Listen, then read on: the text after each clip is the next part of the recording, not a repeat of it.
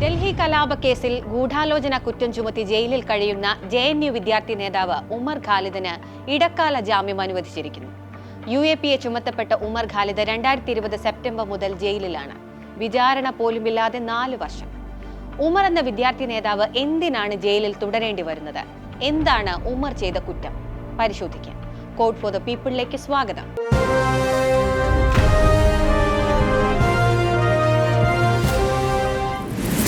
The price of dissent is measured not in the loudness of one's voice, but in the silence it's forced to endure.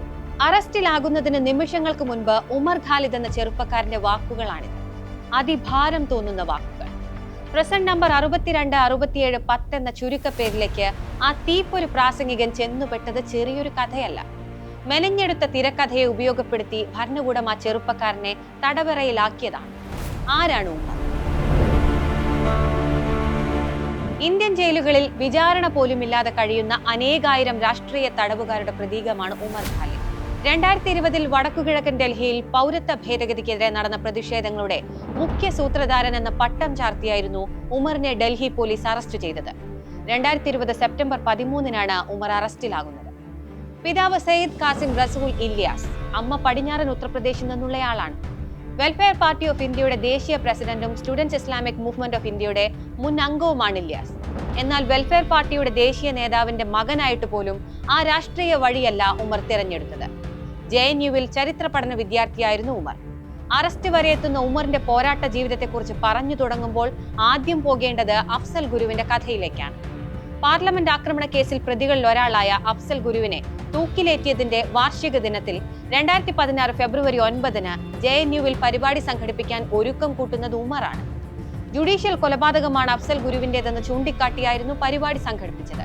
പിന്നാലെ അന്നത്തെ JNU students union president Kanhaiya Kumar ഉൾപ്പെടെ 9 വിദ്യാർത്ഥികൾക്കൊപ്പം രാജ്യദ്രോഹം കുറ്റം ചുമത്തിയതിന് പിന്നാലെ ഉമർ ഖാലിദും ശ്രദ്ധ നേടി. പരിപാടിയിൽ രാജ്യവിരുദ്ധ മുദ്രാവാക്യങ്ങൾ ഉയർന്നുവെന്നാണ് ആരോപണം. അന്നാണ് ഉമറിന്റെ ആദ്യ അറസ്റ്റ്. ആ കേസിൽ ഉമറിന് പിന്നീട് ജാമ്യം ലഭിച്ചു. പിന്നീട് അങ്ങോട്ട് ഉമറിന്റെ വാക്കുകൾക്ക് രാജ്യം ശ്രദ്ധ കൊടുത്തു തുടങ്ങി. മോദിയുടെ നിശിത വിമർശകനായി ഉമർ അവരോധിക്കപ്പെട്ടു.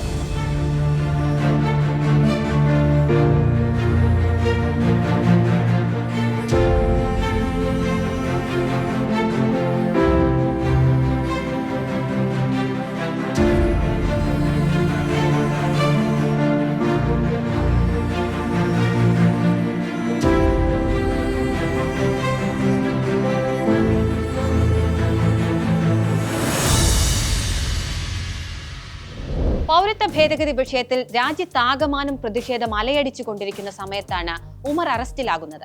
ആയുധം കൈവശം വെക്കൽ നിയമം, UAPA, കലാപശ്രമം, കൊലപാതകം, വധശ്രമം, രാജ്യദ്രോഹം, വ്യത്യസ്ത സമുദായങ്ങൾക്കിടയിൽ വിദ്വേഷം വളർത്തുക, തീവ്രവാദ പ്രവർത്തനങ്ങൾ, രാജ്യവിരുദ്ധ പ്രവർത്തനങ്ങൾക്കായി ഫണ്ട് ശേഖരിക്കൽ എന്നിങ്ങനെ നിരവധി വകുപ്പുകളാണ് ആ 35-കാരനുമേൽ ചുമത്തിയത്. 2020 ഫെബ്രുവരി 23 മുതൽ 2 ദിവസങ്ങളിലായി നടന്ന ഡൽഹി കലാപത്തിൽ ആകെ 53 പേർ കൊല്ലപ്പെട്ടു. അതുമായി ബന്ധപ്പെട്ട് രജിസ്റ്റർ ചെയ്യപ്പെട്ട കേസുകളിൽ ഒന്ന് മാത്രമായിരുന്നു കലാപ ഗൂഢാലോചന കേസ്. അറസ്റ്റ് ചെയ്യപ്പെട്ടവരിൽ മിക്കതും വിദ്യാർത്ഥികളും ആക്ടിവിസ്റ്റുകളുമായിരുന്നു. അതിലൊരാളാണ് ഉമർ ഖാലിദ്.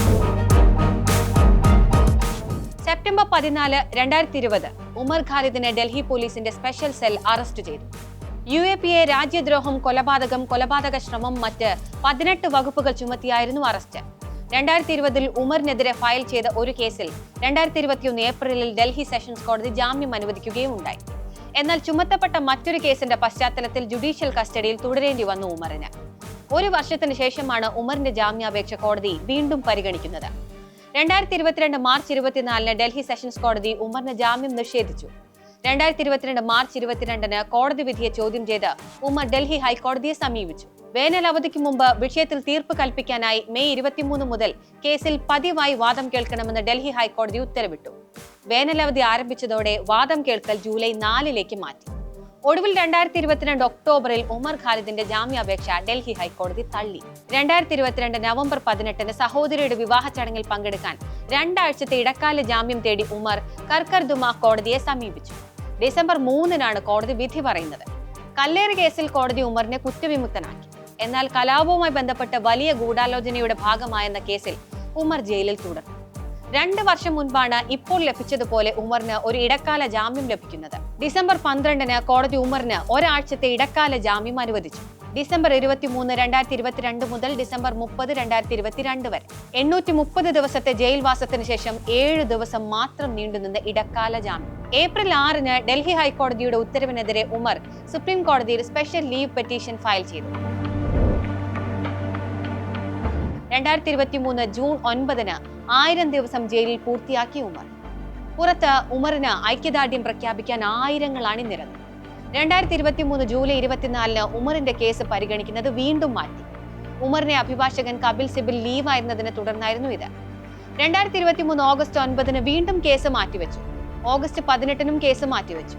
2023 സെപ്റ്റംബർ 5-ന് കേസ് വീണ്ടും മാറ്റിവെക്കുകയാണ് ഉണ്ടായത്. കപിൽ സിബൽ ഹാജരാകാത്തതായിരുന്നു കാരണം. സെപ്റ്റംബർ 12-ന് 1 മാസത്തേക്ക് കൂടി കേസ് നീട്ടിവെച്ചു. നവംബർ 23, 2023 കേസ് പരിഗണിച്ചില്ല. 2023 ഡിസംബറിൽ ഉമർ ജയിലിനുള്ളിൽ 3 വർഷം പൂർത്തിയാക്കി. 2024 ജനുവരി 10-ന് കേസ് വീണ്ടും മാറ്റിവെച്ചു. വിചാരണ പോലും ഇല്ലാതെ പൊലിഞ്ഞുപോയത് ഉമറിന്റെ വർഷങ്ങളാണ്. 2024 ജനുവരി 24-നാണ് ഈ വർഷം കേസ് ആദ്യമായി പരിഗണിക്കുന്നത്. ഉച്ചയ്ക്ക് 12:45-ന് വാദം ആരംഭിക്കുന്നു. എന്നാൽ 15 മിനിറ്റുകൾക്ക് ശേഷം കോടതി ഉച്ചഭക്ഷണത്തിനായി പിരിഞ്ഞു. ഈ ദിവസം ഉമർ 1227 ദിവസങ്ങൾ തടവിൽ പൂർത്തിയാക്കി. ജനുവരി 31-ന് കേസ് വീണ്ടും പരിഗണിക്കുന്നു. എൻഫോഴ്സ്മെന്റ് ഡയറക്ടറേറ്റ് ഉൾപ്പെട്ട കേസുകൾ ബെഞ്ച് പരിഗണിക്കുന്നതിനാൽ ഫെബ്രുവരി 1-ന് ജാമ്യാപേക്ഷ പരിഗണിക്കുമെന്ന് ബെഞ്ച് അറിയിച്ചു. ഫെബ്രുവരി 1-ന് ജസ്റ്റിസുമാരായ ത്രിവേദി, മിത്തൽ എന്നിവരടങ്ങിയ ബെഞ്ച് വാദം കേൾക്കുന്നത് മാറ്റിവെക്കുകയും ഹർജി ഫെബ്രുവരി 7-ലേക്ക് ലിസ്റ്റ് ചെയ്യുകയും ചെയ്തു. 14-ാം തവണ വീണ്ടും ഉമറിന്റെ ജാമ്യാപേക്ഷ കോടതി നീട്ടിവെച്ചു. 2024 സെപ്റ്റംബർ 14-ന് ഉമർ വിചാരണ പോലുമില്ലാതെ 4 വർഷം ജയിലിൽ പൂർത്തിയാക്കി. ഡിസംബർ 18-ന് ഉമറിന് 7 ദിവസത്തെ ഇടക്കാല ജാമ്യം അനുവദിച്ച് കർക്കർദുമ കോടതി വിധി വന്നു. ദാഹിച്ചു വലഞ്ഞൊരു കുട്ടിക്ക് ഒരു തുള്ളി വെള്ളം മാത്രം തൊണ്ടയിൽ ഇറ്റിച്ചു കൊടുക്കും പോലെയൊരു ആശ്വാസം, വേദന. കോഡ് ഫോർ ദ പീപ്പിൾ ഇനി അടുത്ത വാരം.